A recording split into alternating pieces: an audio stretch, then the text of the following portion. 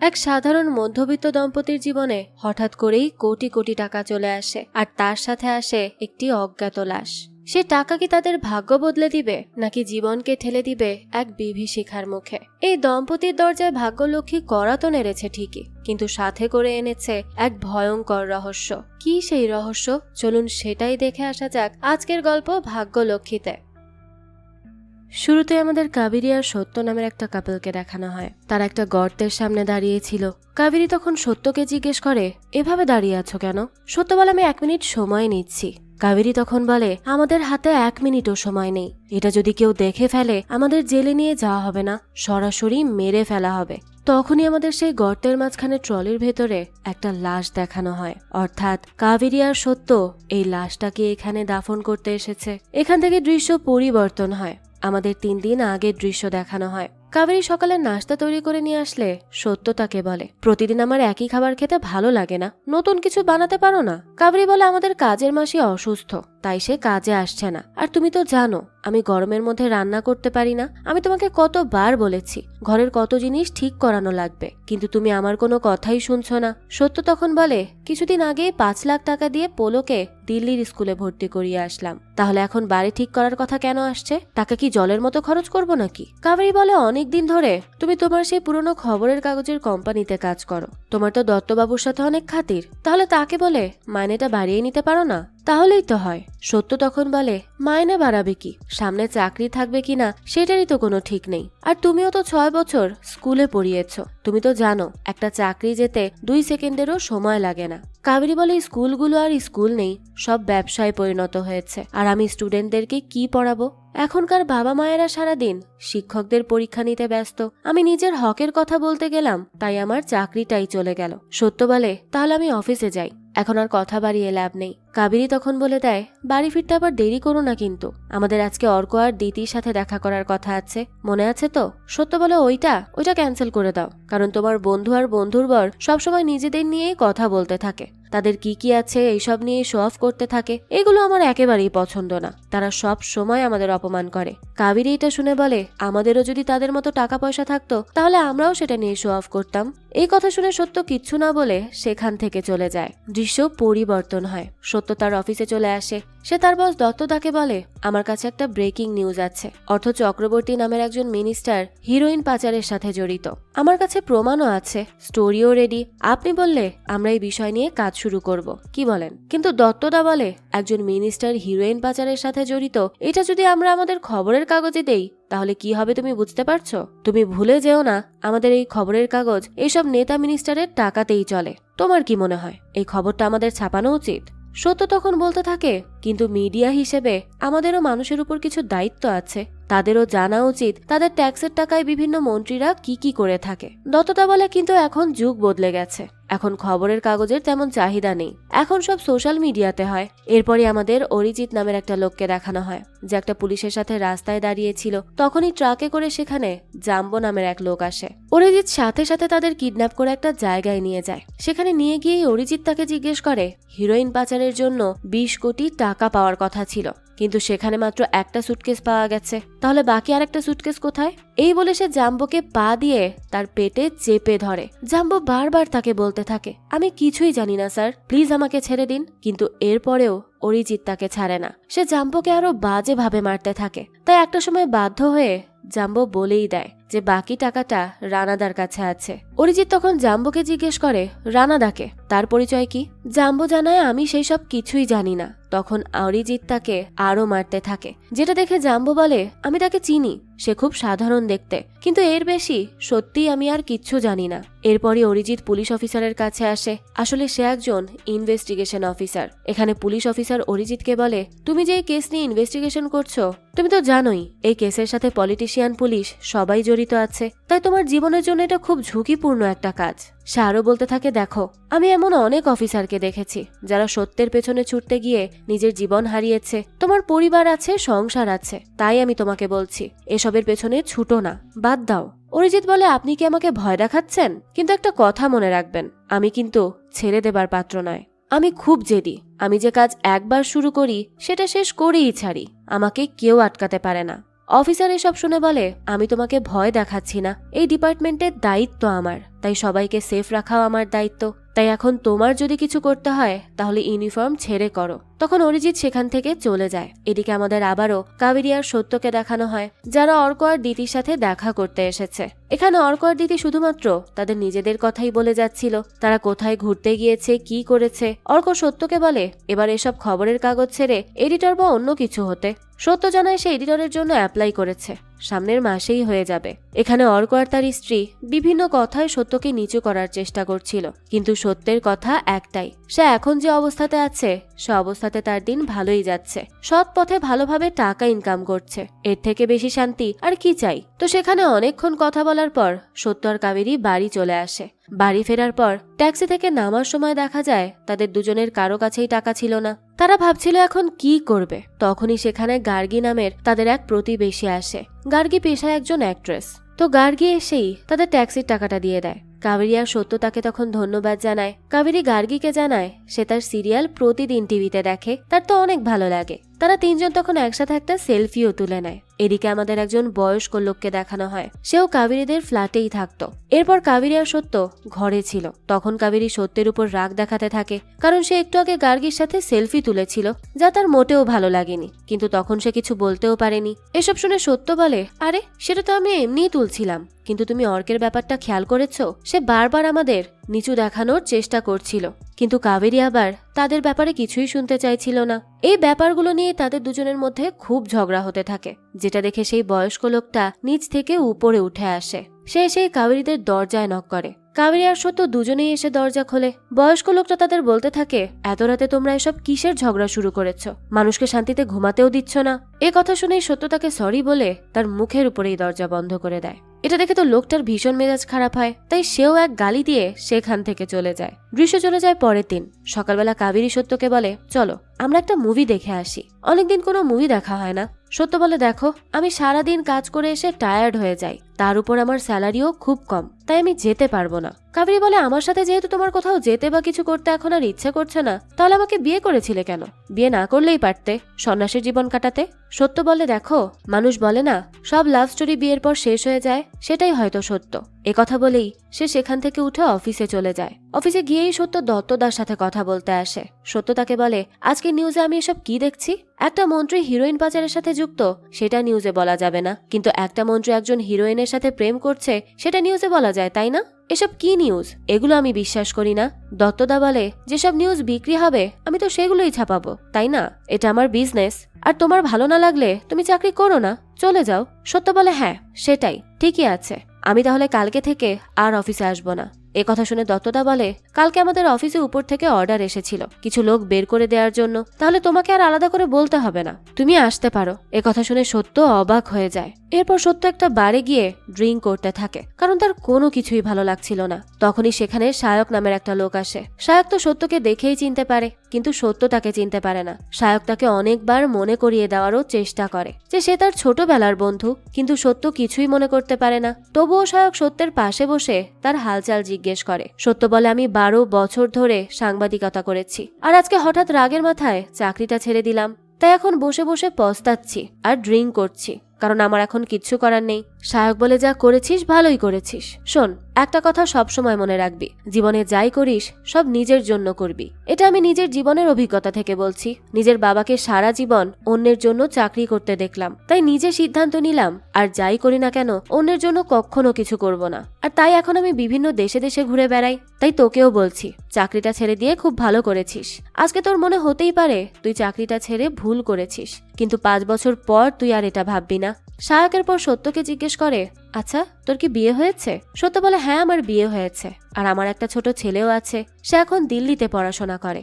সত্যের পর শায়ককে তার ব্যাপারে জিজ্ঞেস করে। শায়ক বলে, আসলে সারা জীবন টাকার পেছনে ছুটতে ছুটতে এসবের ব্যাপারে কোনোদিন ভাবিইনি। সেরপর আরো জানায়, কাল আমি অন্য একটা জায়গায় চলে যাচ্ছি, তাই ভাবছি যাওয়ার আগে তোর বাড়িতে একবার ঘুরে আসি।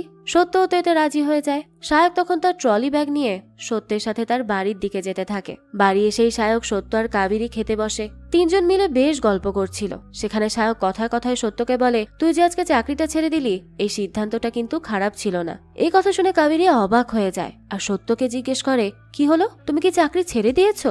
আমাকে বললে না কেন? সত্য বলে, আমি তোমাকে বলতেই চেয়েছিলাম, কিন্তু যখনই ফোনটা করতে যাব তখনই সায়কের সাথে দেখা হয়ে গেল। কাবেরী বলে, বাহানাটা খুব ভালো ছিল, আমার শুনেই যেন বিশ্বাস হয়ে যাবে। পরিস্থিতি অনেকটা গরম হয়ে যায়, তাই এই সবকিছু শান্ত করার জন্য সায়ক বলতে থাকে, আমাকে এবার ঘুমোতে যেতে হবে, আসলে কালকে সকালের ফ্লাইট তো, আর এখন প্রায় 12টা বেজে গেছে। এ কথা শুনে সত্য বলে, ঠিক আছে, কাবেরী তোমার জন্য ঘর তৈরি করে রাখবে। কাবেরী তখন বলে, আসলে আমি জানতাম না আপনি আসবেন, সত্য আমাকে বলেইনি, তাই আমি ঘরটা তৈরি করে রাখিনি। এ কথা শুনে সায়ক কিছু না বলেই সেখান থেকে উঠে ওয়াশরুমে চলে যায়। এদিকে রাতের বেলা কাবেরী সত্যকে চাকরি ছাড়ার জন্য বেশ বকাঝকা করতে থাকে। সত্য বলে, দেখো, আসলে আমি যে স্টোরিটা দিয়েছিলাম দত্তদা সেটা ছাপাতে চাইছিল না, তাই আমার মাথাটা গরম হয়ে যায়, এ কারণেই চাকরি ছেড়ে দিয়েছি। কাবেরী তখন তার এসব কথা শুনে বলে, কিন্তু এখন আমাদের সংসার কিভাবে চলবে? এত খরচ কিভাবে সামলাবো আমরা? তাছাড়া একটা অপরিচিত লোককে কেন বাড়িতে এনেছো? সত্য বলে, ও তো নিজেই বলেছ আমার বন্ধু, তাই তো নিয়ে এলাম। কাবেরী বলে, কিন্তু তুমি বললে তোমার তার কথা মনে নেই, তার উপর তার সাথে এত বছর তোমার কোনো যোগাযোগও ছিল না, তাহলে কোন বিশ্বাসে আনলে? সত্য বলে, এই ঝগড়াটার কোনো মানে নেই, ও নিজেই বলেছে কালকে সকালেও বেরিয়ে যাবে। কাবেরী তখন বলে, কিন্তু যদি না যায় তাহলে? তখন কি করবে? ও যদি সকালবেলা উঠে বলে ওর ফ্লাইট মিস হয়ে গেছে, এখন আরো কয়দিন আমাদের বাড়িতে থাকবে, তাহলে তুমি কি করবে বলো তো? আমি কিন্তু বলে দিচ্ছি, আমি এসব মোটেও অ্যালাউ করব না, আমার এসব একদমই ভালো লাগছে না। আমি তোমাকে আর তোমার বন্ধুকে দুজনকেই একসাথে ঘর থেকে বের করে দেব, বুঝতে পারলে? এই কথা শুনে সত্য হেসে বলে, সায়ক একজন সাকসেসফুল লোক, সারা দেশে দেশে ঘুরে বেড়ায়, তাহলে সে আমাদের এই বাড়িটাতে কেন থাকতে যাবে শুনি? তুমি অকারণেই তাকে সন্দেহ করছো। কাবেরী বলে, আমি সন্দেহ করছি না, তবে একটা অপরিচিত লোককে ভরসাও করতে পারছি না। যাক, এভাবেই তাদের তর্ক বিতর্ক চলতে থাকে। এরপর রাতে যখন সবাই ঘুমিয়ে যায় তখন হঠাৎই সায়ক ঘুম থেকে উঠে পড়ে আর একটা ব্যাগ নিয়ে চুপি চুপি ওয়াশরুমে যায়। কিছুক্ষণ পরই দেখা যায় খুব জোরে একটা আওয়াজ হয়। এই আওয়াজ পেয়ে তো কাবেরী তাড়াতাড়ি সত্যকে ডাকতে থাকে। সত্য জেগে উঠে কাবেরীকে জিজ্ঞেস করে, কি হয়েছে? কাবেরী বলে, বাইরে জোরে একটা আওয়াজ হয়েছে, আমাদের এখনই গিয়ে দেখা উচিত। তারা দুজন তখন দ্রুত সায়কের ঘরে যায়, কিন্তু তারা সেখানে কাউকে দেখতে পায় না। কিন্তু যখনই তারা ওয়াশরুমে যায় তখন দেখে সায়ক মাটিতে পড়ে আছে আর তার মুখ থেকে ফেনা বের হচ্ছে। এটা দেখে তো তারা খুবই ঘাবড়ে যায়। সত্য সাথে সাথে সায়কের পাশে একটা মাদকের বোতল দেখতে পায়। তারা অনেকক্ষণ সায়ককে ডাকে, কিন্তু সে আর ওঠে না। তখনই তারা বুঝতে পারে সায়ক মারা গেছে। কাবেরী সত্যকে বলে, তাড়াতাড়ি পুলিশ বা অ্যাম্বুলেন্সে কল করো, এক্ষুনি। কিন্তু এই কথা শুনে সত্য কাবেরীর দিকেই তাকিয়ে থাকে। সত্য আসলে তার দিকে এভাবে তাকিয়েছিল কারণ তার ধারণা তারা এখন পুলিশ বা অ্যাম্বুলেন্স যেটাই কল করুক না কেন তাদেরকেই সবাই ভুল বুঝবে। তাই তারা সেটা না করে এবার দুজন মিলে টেনে টেনে সায়কের বডিকে তাদের কিচেনের সামনে নিয়ে আসে। তারা ঠিক করে তারা এবার পুলিশের কাছে কল দিবে, কিন্তু সেই সময় সায়কের বডি হঠাৎ পড়ে যায়। সায়কের পেছনে তখন একটা ধারালো ছুরি ছিল, যার কারণে তার মাথাটা সেই ছুরির উপর গিয়ে পড়ে আর তার মাথা থেকে অনবরত রক্ত ঝরতে থাকে। এটা দেখে তো কাবেরী আর সত্য আরো বেশি ভয় পেয়ে যায়। এবার কি হবে? এবার তো সবাই ভাববে তারাই হয়তো এই লোককে খুন করেছে। এরপর তারা কি করবে না বুঝে পেয়ে আবারও সায়ক যে রুমে ছিল সেই রুমে আসে, তার ব্যাগপত্র দেখতে থাকে। তো সেখানে গিয়ে তারা সুটকেসটা নিয়ে আসে। সত্য সুটকেস খুলে দেখে তার মধ্যে অনেকগুলো টাকা। এটা দেখেই তো সত্য আর কাবেরী দুজনেই অবাক হয়ে যায়। কাবেরী তখন সত্যকে পুলিশে ফোন করতে বলে, কিন্তু সত্য বলে, পুলিশ আমাদের বিশ্বাস করবে কেন? আমরা এই মানুষটাকে চিনি না, তার নাম সত্যিই সায়ক কিনা সেটাও জানি না, আর সে কি কোনো কেসে ফেসে আছে কিনা তারও কোনো ঠিক নেই। এখন আমরা যদি হুট করে পুলিশে ফোন দিই তাহলে পুলিশ উল্টো আমাদেরকেই বারবার বিরক্ত করতে থাকবে, তারা ভাববে আমরাও এর সাথে জড়িত আছি। কাবেরী এসব শুনে বলে, তাহলে আমরা একটা কাজ করি, এই লাশটাকে সুটকেসের ভেতর ঢুকিয়ে কোথাও ফেলে দিয়ে আসি। সত্য তখন বলে, কিন্তু আমাদের যদি বাইরে কেউ দেখে ফেলে তখন কি হবে? কাবেরী বলতে থাকে, তাই বলে তো আমরা একটা ডেড বডিকে নিজেদের ঘরে রাখতে পারি না, তাই না? তাই আমাদের এক্ষুনি কিছু একটা ভাবতে হবে, নাহলে আমরা বিপদে পড়ে যাব। এদিকে আমাদের রানাকে দেখানো হয় যে ইন্সপেক্টর সৌমেন্দ্র আর শিবালির সাথে বসেছিল। রানা সৌমেন্দ্রকে বলে, তোমাদের অফিসার অভিজিৎ অনেক বেশি বার বেড়ে গেছে, আমাদের 10 কোটি টাকাও বাজেয়াপ্ত করেছে, সাথে জাম্বোকেও। সৌমেন্দ্র বলে, ঠিক আছে, আমি তাড়াতাড়ি একটা ব্যবস্থা নিচ্ছি। এ কথা শুনে রানা বলে, আমাদের থেকে তো ভালো টাকাই নাও তুমি, তাই এই যুগে যদি বেশি দেরি করতে যাও তাহলে পিছিয়ে পড়বে। জাম্বো কখনোই একা কোনো কাজ করে না, তাই বাকি সুটকেসটা কোথায় থাকতে পারে সেটা চিন্তা করো। সোমেন্দ্র বলে সেটার ব্যাপারে তো আমাকে বলা হয়নি। এই বলেই রানা শিবানীকে বলতে থাকে সোমেন্দ্রকে খুব ভালো করে ম্যাসাজ করে দিতে, কিন্তু সৌমেন্দ্র বলে এটা লাগবে না, এসব আমার ভালো লাগে না। কিন্তু শিবানী সোমেন্দ্রর পাশে বসে আর হঠাৎই তার হাতে ছুরি বসিয়ে দেয়। তখন রানা বলে জানো সৌমেন্দ্র, শিবানীর একটাই দোষ, তার হঠাৎ করেই রাগ উঠে যায়, আর তখন সে কি করে তার কোনো ঠিক নেই। তাই তুমি এবার থেকে নিজের কাজ ঠিক মতো করো। এরপরই রানা পার্থ চক্রবর্তীর সাথে দেখা করতে চায়। পার্থ চক্রবর্তী তাকে জিজ্ঞেস করে সে তো টেনশনে কেন আছে। রানা বলে কারণ আমাদের 10 কোটি টাকা পুলিশ বাজেয়াপ্ত করেছে, বাকি 10 কোটির কোনো খবর নেই। সৌমেন্দ্র কিছুই সামলাতে পারছে না। এদিকে আমরা এটাও জানি না জাম্বো বাকি 10 কোটি টাকার জন্য কাকে সেট করে রেখেছে। তখন পার্থ চক্রবর্তী বলে এখানে দাঁড়িয়ে কথা বলাটা খুব আনসেফ, কেউ আমাদের দেখে ফেললে সমস্যা হয়ে যাবে। রানা বলে আমাদের 10 কোটি টাকা হারানো আরো বেশি আনসেফ। পার্থ চক্রবর্তী বলে বুঝতে পেরেছি। এই বলে সে নিজের গাড়িতে চলে যায়। এরপর অরিজিৎ আর সোমেন্দ্রর দেখা হয়। অরিজিৎ সোমেন্দ্রকে বলে তুমি একটু সাবধানে থেকো, আশেপাশে খুব চুরি বাড়ছে আজকাল। কালকে আমরা হিরোইন পাচারের 10 কোটি টাকা বাজেয়াপ্ত করেছি, বাকি 10 কোটি এখনো এখানে ওখানে ঘুরছে। আমি আশা করছি এই কেসের সাথে রানা, পার্থ চক্রবর্তী কেউই জড়িত নেই, কিন্তু যদি জড়িত থাকে তাহলে কিন্তু আমি কাউকে ছাড়বো না, আমি সবকিছু খুঁজে বের করব।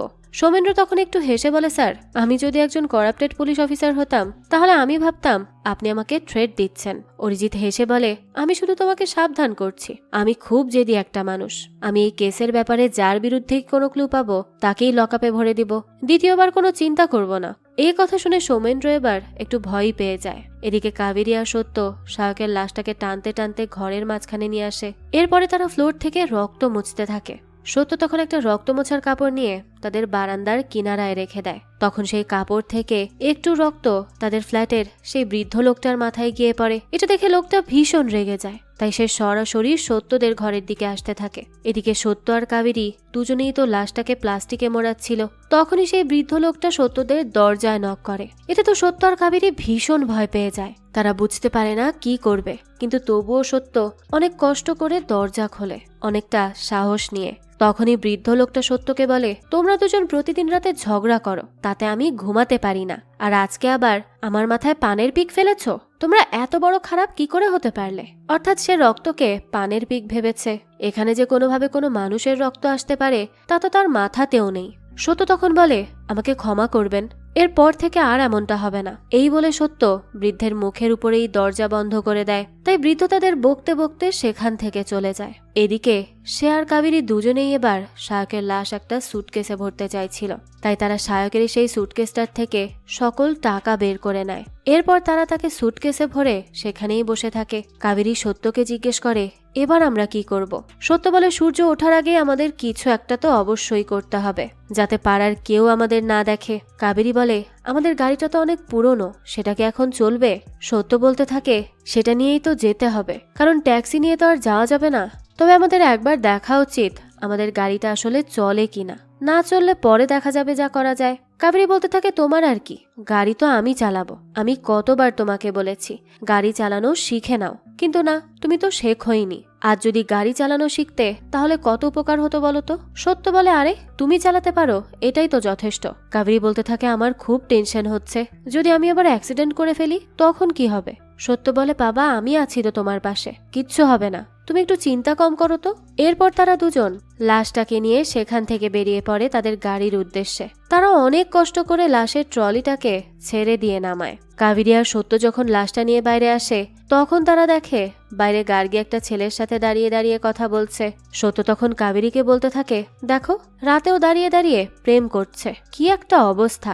কাবেরী তখন বলতে থাকে আমি তো তোমাকে আগেই বলেছিলাম কেউ থাকতে পারে এখানে, তুমি আমার কথা বিশ্বাসই করনি। এবার দেখো, এখন ভাবো আমরা কি করব, একটা পথ বের করো। এরপর কাবেরী বলে আচ্ছা ঠিক আছে, আমি গার্গীর সাথে কিছুক্ষণ কথা বলছি, তাকে অন্যমনস্ক করে রাখছি, ততক্ষণে তুমি সুটকেসটা গাড়িতে তুলে ফেলো, পারবে তো? সত্য বলে হ্যাঁ এটা পারবো, তুমি চিন্তা করো না। তখনই দেখা যায় গার্গী সেখানে চলে আসে। সে গিয়ে তাদের জিজ্ঞেস করে কি ব্যাপার, এত রাতে তারা সুটকেস নিয়ে কোথায় যাচ্ছে? কাবেরী বলে আসলে আমার দাদার সুটকেস, তাই তাকে দিতে যাচ্ছি, কাল সকালে তার ফ্লাইট তো, হুট করে জানিয়েছে, এখন না দিলে হবেও না। গার্গী বলে ও তাহলে আমার গাড়িটা নিয়ে যাও। কোনো সমস্যা নেই। সত্য বলতে থাকে আমাদের গাড়ি লাগবে না, আমাদের নিজেদের গাড়ি আছে। এই কথা শুনে গার্গী বলে, আচ্ছা ঠিক আছে, সমস্যা নেই, তাহলে আমার ফ্ল্যাটে চলো, আমার সাথে 2 কাপ চা খেয়ে তারপর তোমরা বেরিয়ে যেও। কাবেরী বলতে থাকে, না না, আমাদের অনেক দেরি হয়ে যাবে, বোঝার চেষ্টা করো। এ কথা শুনে সত্য কাবেরীকে বলে, আমাদের সময় আছে, তুমি গার্গীর সাথে চা খেয়ে আসো, আমার একটু দেরি হবে, তারপর আসছি। আমি সুটকেসটা গাড়িতে তুলবো, তাই আমার একটু সময় লাগবে, তোমরা এর মধ্যেই চা খেয়ে আসো। গার্গী বলতে থাকে, ঠিক আছে, আমি তাহলে আমার ড্রাইভারকে বলে দিচ্ছি তোমাদের সাহায্য করতে। সত্য বলে, না না, এটার কোনো দরকার নেই, আসলে দাদার সুটকেস তার কাছে পৌঁছে না দেওয়া পর্যন্ত আমাদের শান্তি নেই। এ কথা শুনে গার্গী বলে, আমি তো ভেবেছিলাম কাবেরীর দাদার কথা বলছো তোমরা। সত্য তখন কিছুক্ষণ চুপ থেকে বলে, হ্যাঁ হ্যাঁ, আমরা কাবেরীর দাদার কথাই বলছি, আসলে দাদার সাথে আমার খুব মিল তো, তাই আমি তাকে নিজের দাদাই মনে করি। তো এরপর আর গার্গী এই নিয়ে বেশি কথা বাড়ায় না, খুব একটা পাত্তাও দেয় না আর কি। কাবেরীও তখন গার্গীর সাথে চা খেতে চলে যায়, আর এই সুযোগে সত্য লাশটাকে গাড়িতে উঠিয়ে ফেলে। এদিকে বাড়িতে এসে গার্গী কাবেরীকে বলে, আমি একটু আগে যেই ছেলেটার সাথে কথা বলছিলাম সে কিন্তু আমার বয়ফ্রেন্ড না, তুমি আবার কিছু মনে করো না। জানো, আমি যেই সিরিয়ালটা করি ওই সিরিয়ালের হিরোর সাথে আমার 3 বছর ধরে সম্পর্ক রয়েছে, কিন্তু 1 মাস আগেই আমাদের ব্রেকআপ হয়ে গেল, তাই আমি ওকে ভোলার জন্য পাগলের মতো প্রেম করছি, নাহলে যে আমি ভালো থাকতে পারছি না, বারবার ওর স্মৃতি আমাকে তাড়া করে বেড়াচ্ছে। কাবেরী তখন বলতে থাকে, আসলে আজকাল তোমাকে সিরিয়ালে খুব কম দেখা যায়। গার্গী বলে, হ্যাঁ, কারণ গত মাসে আমি 10 দিন কাজ করেছি, এই মাসে তো মাত্র 3 দিন করেছি, বেতনও তো কমিয়ে দিয়েছে, আমার এখন টাকার খুব অভাব। এই কথা শুনে কাবেরী বলে, কিন্তু তোমার তো এত সুন্দর একটা বাড়ি আছে, এত বড় একটা গাড়ি আছে, তাহলে? গার্গী বলে, তুমি কোন জগতে থাকো জানো, তোমাকে আমার বড় দিদির মতো মনে হয়। এই বলতে বলতে হুট করেই গার্গী সেখানে ঘুমিয়ে পড়ে। তখনই সত্য কাবেরীকে ফোন করে আর নিচে আসতে বলে। একটু পরই কাবেরীও নিচে চলে আসে। এরপর গাড়ি নিয়ে রাস্তা দিয়ে যেতে থাকে, কিন্তু পথে তাদের গাড়ি বন্ধ হয়ে যায়। এটা দেখে তো সত্য আর কাবেরী এবার একটু চিন্তিতই হয়ে পড়ে যে এবার কি হবে। কিন্তু তখনই 2 জন পুলিশ অফিসার চলে আসে। তারা কাবেরীদের জিজ্ঞেস করে, তারা 2 জন এত রাতে কোথা থেকে আসছে? সত্য বলে, আসলে আমার মামার বাড়িতে গিয়েছিলাম, সেখান থেকেই ফিরছিলাম, কিন্তু হঠাৎ করে এখন গাড়িটা চলছে না। পুলিশ তখন বলে, একটু ধাক্কা দিলেই হয়ে যাবে, চলুন আমরা সবাই একসাথে ধাক্কা দিই। এরপর যখন সবাই মিলে ধাক্কা দিচ্ছিল তখন গাড়ি সামনের দিকে এগোচ্ছিল না, তাই পুলিশ তাদের গাড়ি থেকে কিছু মাল নামাতে বলে। সত্য তখন গাড়ির ডিকি থেকে পুলিশের সাহায্যে সেই সুটকেসটা নামায়। পুলিশ জিজ্ঞেস করে, এত ভারী ব্যাগ নিয়ে তারা মামার বাড়িতে গিয়েছিল? সত্য বলে, হ্যাঁ। পুলিশ তখন বলে, নাকি এটার ভেতরে কোনো লাশ লুকিয়ে নিয়ে এসেছেন? সত্য তখন একটু ঘাবড়ে যায়। পুলিশ বলে, আরে মজা করছিলাম। এরপর তারা গাড়িতে আবারও ধাক্কা দিলে সেটা চলতে শুরু করে। যাওয়ার সময় পুলিশরা তাদের দাঁড় করিয়ে পারিশ্রমিক চায়। সত্য তখন তাদের অনেকগুলো টাকা দিয়ে দেয়, তাই পুলিশও তাদেরকে ছেড়ে দেয়। কাবেরী আর সত্য এরপর গাড়ি নিয়ে সেখান থেকে চলে যায়। তারা গাড়িটা নিয়ে অনেক দূরের একটা জঙ্গলে আসে। সেখানে একটা জঙ্গলের মাঝখানে সত্য মাটি খুঁড়তে শুরু করে। এদিকে আমরা রানা, পার্থ চক্রবর্তী আর সোমেন্দ্রকে দেখি। রানা সোমেন্দ্রকে জিজ্ঞেস করে যে কোনো আপডেট পেয়েছো কি? সোমেন্দ্র জানায়, জানবো কোনো কারণে এবার মুখ খোলেনি, কিন্তু তারপরও আমি ব্যাপারটা দেখছি। রানা বলে, আমার টাকাটা উদ্ধার হওয়া পর্যন্ত আমি চিন্তা ছাড়তে পারছি না, তুমি ব্যাপারটা আরো ভালো করে দেখবে, নাকি আবারও শিবানীকে বলে তোমাকে ম্যাসাজ করতে বলবো? সোমেন্দ্র বলে, না না, এসবের কোনো দরকার নেই, আমি তাড়াতাড়ি দেখব কিছু করা যায় কিনা। এই বলে সোমেন্দ্র সেখান থেকে চলে যায়। বাইরে শেষে সায়ককে কল করে, কিন্তু কেউ তো কলই রিসিভ করছিল না, অর্থাৎ সোমেন্দ্র আর সায়ক একে অপরকে চেনে। সায়ক ফোন রিসিভ করছে না দেখে সোমেন্দ্র তাকে একটা ভয়েস মেসেজ পাঠায় আর বলে, তুই কোথায়? আমাদের তো এতক্ষণে টাকা নিয়ে পালিয়ে যাওয়ার কথা, কিন্তু তুই নিজে একা একা পালিয়ে গেলি, এটা ঠিক হলো না। যেখানেই থাকিস তাড়াতাড়ি আমাকে ফোন কর, না হলে কিন্তু আমি তোকে ছাড়বো না। এদিকে কাবেরী আর সত্য লাশ দাফন করে দিয়ে বাড়িতে চলে আসে, আর তারা নিজেদের বিছানায় শুয়ে থাকে। তারা আজ অনেক ক্লান্ত হয়ে গিয়েছিল, কিন্তু তবুও তাদের ঘুম আসছিল না। এদিকে রানাকে দেখানো হয়। তখনই তার কাছে পার্থ চক্রবর্তী আসে আর বলে, সৌমেন্দ্র আমাদের সাথে বিশ্বাসঘাতকতা করছে, আমাদের এতদিনের পুরনো লোক সে, তবুও আমাদের সাথে বিশ্বাসঘাতকতা করলো। রানা বলে, সে পুলিশের লোক, একজন পুলিশের লোক আমাদের হয়ে কাজ করছে, তাই তাকে আর বিশ্বাসই বলা যায় না। সৌমেন্দ্রকে আমার খুব সাসপিশিয়াস লাগছে, ওর ব্যাপারে আমি 2টা জিনিস বলতে পারি। 1, হতে পারে ও সত্যিই কিছু জানে না, আর 2, ও কারোর সাথে মিলে আমাদের টাকাগুলো মেরে দিচ্ছে। আমার মনে হয় ও এটাই করছে, কারণ সত্যিই ও কিছু জানে না এমনটা হতে পারে না। পার্থ চক্রবর্তী বলে, কিন্তু সৌমেন্দ্র আমাদের ঠকাবে, তার এত সাহস আছে? রানা বলে, ওকে বিশ্বাস করা যায় না, তাই এখন আমাদের লাল আর নীলকে কাজে লাগাতে হবে। তো এরপরই লাল আর নীলকে সৌমেন্দ্রের উপর নজর রাখতে বলা হয়। আমাদের তখন লাল আর নীলকে দেখানো হয়, যারা পুরো সাইকোপ্যাথ ছিল। তারা একটা ঘরের সামনে অনেকক্ষণ বসেছিল। তখন ঘরের মালিক একটা মেয়েকে নিয়ে বাইরে বেরিয়ে আসে। মেয়েটি চলে গেলেই তারা ঘরের দরজা ভেঙে ওই ঘরে ঢোকে আর ঘরের মালিককে মেরে ফেলে আর তার লাশ বাইরে নিয়ে যেতে থাকে। তখনই পার্থ চক্রবর্তী তাদের ফোন দিয়ে দেখা করতে বলে। তারা দুজন সেখানে গেলে পার্থ তাদেরকে জানায় কিছুদিন তাদের সৌমেন্দ্রের উপর নজর রাখতে হবে। এই কাজের জন্য তাদের পার্থ চক্রবর্তী 30,000 টাকা দেয়। টাকাগুলো নিয়েই তারা সেখান থেকে চলে যায়। এরপর আমাদের পরের দিন সকালের দৃশ্য দেখানো হয়। কাবেরী আর সত্যও বসে বসে আলোচনা করছিল যে এতগুলো টাকা তাদের বাড়িতে রাখা কি ঠিক হচ্ছে। সত্য বলে, তাহলে আমরা এই টাকাগুলো কোথায় রাখবো? আর আমরা এটাও জানি না এগুলো কিসের টাকা, কার টাকা। কাবেরী বলে, আমরা তো আর সায়ককে ইচ্ছে করে নিজেদের বাড়িতে নিয়ে আসিনি, তাই এটা নিয়ে ভাবার কিছুই নেই। সত্য বলে, কিন্তু আমার খুব টেনশন হচ্ছে, কি যে করব। এরপরই আমাদের দেখানো হয় অরিজিৎ এবং তার টিমকে। তারা জঙ্গলে সায়কের লাশের সেই সুটকেসটা পেয়ে যায়, তাই তারা এখন থেকে ইনভেস্টিগেশন শুরু করে দেয়। ওইদিকে সৌমেন্দ্র একা ইনভেস্টিগেশন শুরু করে, কিন্তু সে যেখানে যেখানে যাচ্ছিল লাল আর নীল সেখানেই যাচ্ছিল। এভাবেই একদিন রানা যখন তার কাছ থেকে ফিরে গাড়ি থেকে নামে, তখনই অরিজিতের সামনে চলে আসে। অরিজিৎ কিছু না বলেই রানার কলার ঠিক করে সেখান থেকে চলে যায়। এদিকে আমাদের সৌমেন্দ্রকে দেখানো হয় যে খুঁজতে খুঁজতে সত্য আর কাবেরীর বাসার সামনে চলে আসে। তার পিছু করতে করতে লাল আর নীলও চলে আসে। তো সৌমেন্দ্র যখন সত্য আর কাবেরীর বাড়ি আসে, তখন দেখা যায় কাবেরী আর সত্য তাদের ঘরে ছিল না। সৌমেন্দ্র এদিক ওদিক সবকিছু খুঁজতে থাকে। তখনই সেখানে লাল আর নীল চলে আসে। সৌমেন্দ্র তাদের দেখে জিজ্ঞেস করে তারা কারা, কিন্তু লাল আর নীল জিজ্ঞেস করে তুমি এখানে কেন এসেছো, তোমার কি কাজ? সৌমেন্দ্র বলে, আসলে আমি খবর পেয়েছি সায়ক এখানে আছে, তাই এখানে এসেছি। এই কথা শুনে তারা বলে, কিন্তু তুমি তো পার্থ চক্রবর্তী আর রানাকে বলেছিলে তুমি সায়কের ব্যাপারে কিছু জানো না, তাহলে? তখন সৌমেন্দ্র চুপ করে থাকে। এটা দেখে লাল আর নীল বলতে থাকে, এসব পুলিশকে একদমই বিশ্বাস করা ঠিক না। এরা সমাজের মানুষের থেকে সম্মান পায় ঠিকই, সরকারের থেকে মোটা অঙ্কের টাকাও নেয়। আবার আমাদের পার্থ চক্রবর্তী, রানাদা এদের কাছ থেকেও টাকা নেয়, আর বছর শেষে সরকার থেকে একটা মেডেল নিয়ে মাথা উঁচু করে সমাজে ঘোরাফেরা করে, কাজের কাজ কিচ্ছু করে না। সৌমেন্দ্র এসব শুনে বলে, আমার সামনে বন্দুক নিয়ে কথা বলবেন না। কিন্তু ওরা বলে, আমরা আপনাকে ভয় পাই না, এই ভয়টা আপনি সাধারণ মানুষকে দেখাবেন, বুঝতে পারলেন? আমাদের দেখিয়ে কোনো লাভ নেই। এদিকে কাবেরী আর সত্য যখন বাড়ি ফিরে আসে, তখন তারা দেখে তাদের ঘরের দরজা খোলা, তাই তারা ভীষণ ভয় পেয়ে যায় আর কোনো মতে ঘরের ভেতর গিয়ে লাইট জ্বালায়। কিন্তু লাইট জ্বালিয়ে দেখে তাদের সামনে সৌমেন্দ্রর রক্তাক্ত লাশ পড়ে আছে। এটা দেখে তো তারা দুজনেই খুব ভয় পেয়ে যায়। কাবেরী সত্যকে বলে, ও তো মারা গেছে, এখন কি হবে? সত্য বলে, এটা পুলিশের বডি, তাই এটাকে গায়েব করে দেওয়া ছাড়া আমাদের হাতে আর কোনো অপশন নেই। এ কথা শুনে কাবেরী বলে, আমরা আবারও একই কাজ করব।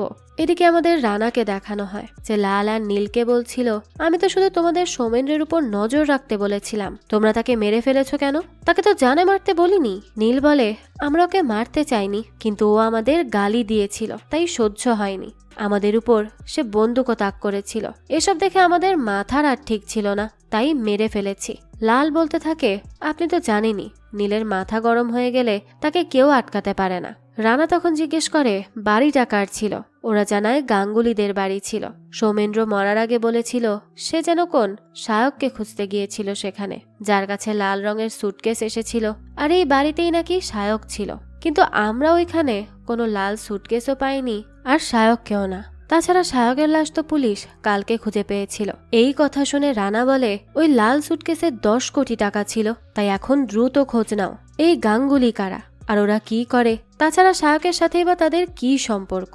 এদিকে আমাদের সত্যকে দেখানো হয় তার ফোনে বসে সে ভিডিও দেখছিল কিভাবে মানুষের শরীর কাটা যায়। বুঝুন কি একটা অবস্থা, সে এখন এই পুলিশের বডি কাটার চিন্তা করছে। কাবেরী তখন তাকে জিজ্ঞেস করে, ওদিকে ঘরে একটা পুলিশের ডেড বডি পড়ে আছে, আর তুমি এসব কি দেখছো? সত্য বলে, আমি শিখছি কিভাবে মানুষ কাটা যায়, সেটারই ক্লাস করছি। তো এরপরই তারা সিদ্ধান্ত নেয় এই পুলিশের বডি এমনি ফেলে দিবে না, এটাকে কেটে কেটে টুকরো টুকরো করবে, তারপর ফেলবে, যাতে তাদের উপর কেউ কোনো সন্দেহ না করে, কারণ তারা তো এমনিতেও এই পুলিশকে মারেনি। কিন্তু এখন তো কেউ তাদের বিশ্বাস করবে না।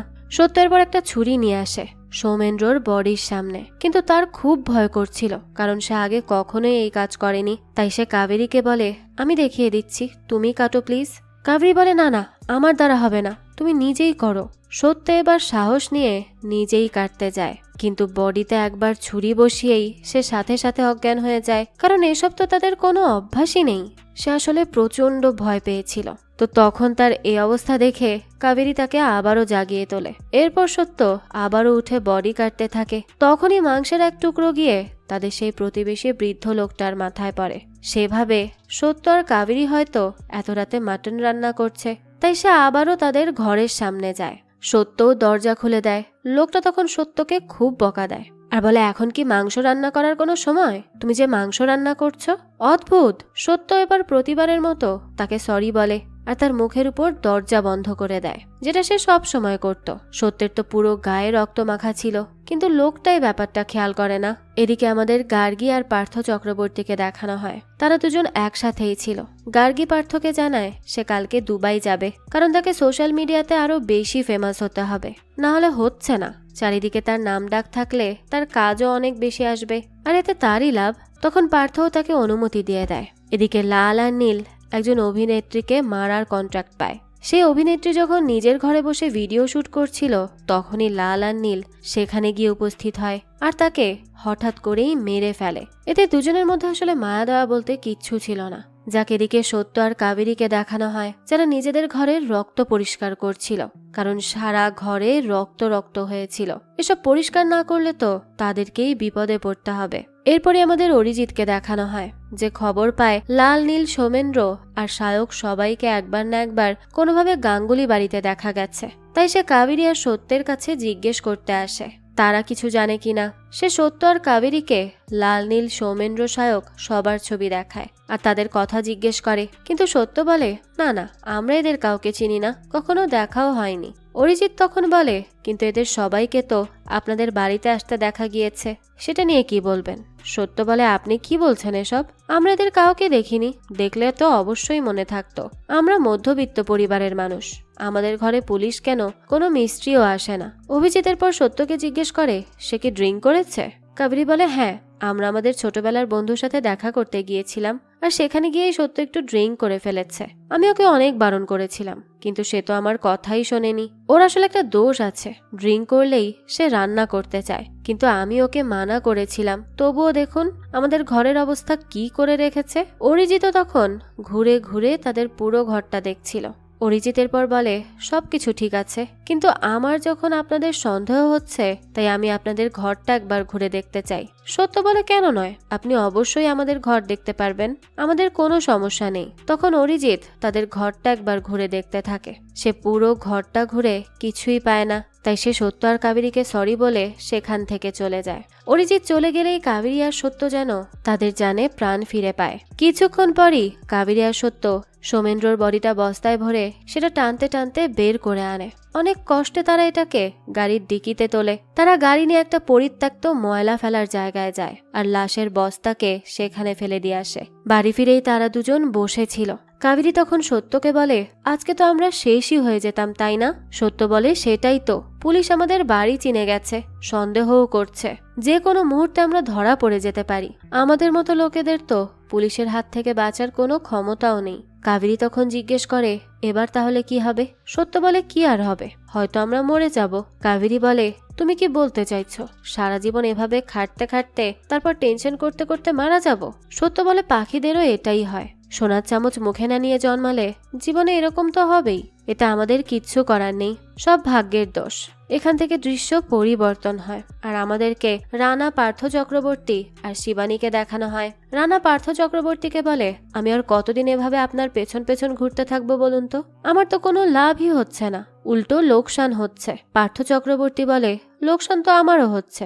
রানা বলে, তোমার আবার কিসের লোকসান? তুমি তো মন্ত্রী, মন্ত্রী হয়ে থাকবে, টিভিতে বিভিন্ন বক্তৃতা দেবে, কিছু করতে পারবে, এত টাকা কোনো না কোনো ভাবে চলেই আসবে, কিন্তু আমার তো একটাই কাজ, আমি কি করব? এই বলে সে পার্থ চক্রবর্তীর মাথায় বন্দুক ধরে, কিন্তু তাকে মারে না, শুধু এটা বলে, এরপর থেকে আমাদের ওই গাঙ্গুলি পরিবারের উপর নজর রাখতে হবে, কিছু তো একটা অবশ্যই আছে। এদিকে আমাদের লাল আর নীলকে দেখানো হয়, তারা বসেছিল।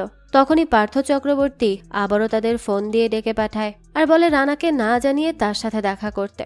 এদিকে দেখানো হয় পুলিশ পরের দিন আবারও সেই মহিলার জায়গায় লাশের টুকরোগুলো দেখতে পায়। সত্য আর কাবেরী টেডি বিয়ারের ভেতরে করে লাশটা ফেলেছিল। তখন এই টেডি বিয়ারটা দেখে অরিজিৎ বলে, আমার মনে হচ্ছে আমি এটা কোথাও না কোথাও দেখেছি। তখনই তার মনে পড়ে সেই টেডি বিয়ার সত্য আর কাবেরীর ঘরে দেখেছে। তাই এবার সে সোজা তাদের বাড়িতে চলে যায়। সেখানে গিয়ে অরিজিৎ তাদের বলে, তোমরা কত সুন্দরভাবে নাটক করলে, এমন ভাব করলে যেন তোমরা কিছুই জানো না। সত্য বলে আপনি কি বলছেন স্যার? আমরা তো কিছুই বুঝতে পারছি না। অরিজিৎ বলে, আমি যখনই রাস্তার পাশে ওই টেডি বিয়ারটা দেখেছি আমার মনে হচ্ছিল আমি এর আগে সেটা কোথাও না কোথাও দেখেছিলাম। আর তারপর আমার মনে হলো আপনারা দুজন কি সুন্দর করে আমাকে বোকা বানিয়েছেন।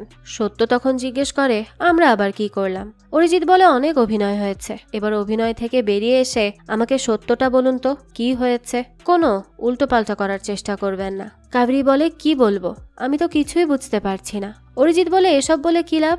দুদিন পর ফিঙ্গারপ্রিন্ট ম্যাচ হয়ে গেলেই আপনাদের খেলা শেষ।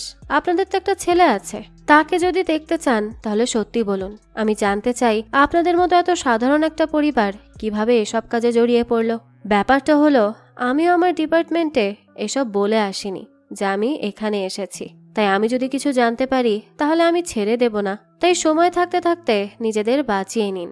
সত্য বলে, ধরুন আমরা আপনাকে সত্যিটা বলে দিলাম, এরপর পার্থ চক্রবর্তীর জেল হয়ে গেল, কিন্তু সে জেল খেটে আবার যখন বেরিয়ে আসবে তখন আমাদের কি ছেড়ে দেবে? আমাদের নিরাপত্তার দায়িত্ব কে নেবে? অরিজিৎ বলে, আমি আপনাদের কখন বলেছি আপনাদের আমি নিরাপত্তা দেব না? সত্য বলে, স্যার আমি এতদিন মিডিয়াতে কাজ করতাম, তাই মিডিয়া আইন এইসবে আমি এখন আর ভরসা করতে পারি না। অরিজিৎ বলে, আপনি কি বলতে চাইছেন? সত্য তখন বলে, আচ্ছা আপনি নিজেই খোঁজ লাগিয়ে দেখুন, যদি কিছু পান তাহলে আমরা সবকিছু স্বীকার করে নেব। আপনাকে কেউ আটকাচ্ছে না তো? অরিজিৎ বলে, আমি তোমাদের শেষ সুযোগ দিচ্ছি। সত্য তখন বলে, সুযোগ দেওয়ার কোনো লাভ নেই স্যার, আমরা কিছুই বলবো না। অরিজিৎ বলে, ঠিক আছে, এর পরের বার আমি প্রমাণ সহ আসব, সাথে হাত করা নিয়েই আসব, তখন একসাথে বসে কিছুক্ষণ চা খাবো। এদিকে পার্থ চক্রবর্তীকে দেখানো হয় যে লাল আর নীলকে ডেকে বলে, রানা আর আমি একসাথেই ব্যবসা শুরু করেছি। আমি মন্ত্রী হয়েছি দেখে রানা আমার প্রতি জেলাস, আমাকে খুব হিংসে করে, তাই তাকে আমি আর ভরসা করতে পারি না। তোমরা বুঝতে পারছো আমি তোমাদের কি বলছি? তাই ওকে না জানিয়ে গাঙ্গুলি পরিবারকে কিডন্যাপ করে নিয়ে আসো। যাও, তাদেরকে জিজ্ঞাসাবাদ করো, দেখবে মুখ খুলে দিবে। লাল আর নীল তখন সত্যদের বাড়ির সামনে চলে আসে। এদিকে সত্য আর কাবেরী বসে বসে চা খাচ্ছিল। সত্য কাবেরীকে বলে, তার চা আজকে খুব ভালো হয়েছে। এখানে তারা নিজেদের মধ্যে অনেক ইমোশনাল হয়ে কথা বলে। এরপর কাবেরী প্ল্যান করে তারা কিছুদিনের জন্য অন্য শহরে চলে যাবে, কিন্তু সত্য বলে, আমরা যদি এখন এটা করি তাহলে পুলিশ আমাদেরকে সন্দেহ করবে। তখনই সেখানে লাল আর নীল চলে আসে। তারা কাবেরী আর সত্যের উপর বন্দুক তাক করে জিজ্ঞেস করে, টাকাগুলো কোথায়? সত্য ভয় পেয়ে টাকাগুলোর কথা বলে দেয়। লাল সেগুলো নিয়ে নিলে সত্য তাকে বলে, আমরা জানি আমরা এখন মরে যাব, কিন্তু আপনারা যাদের জন্য এত খাটছেন আপনাদের তারা বাঁচিয়ে রাখবে তো?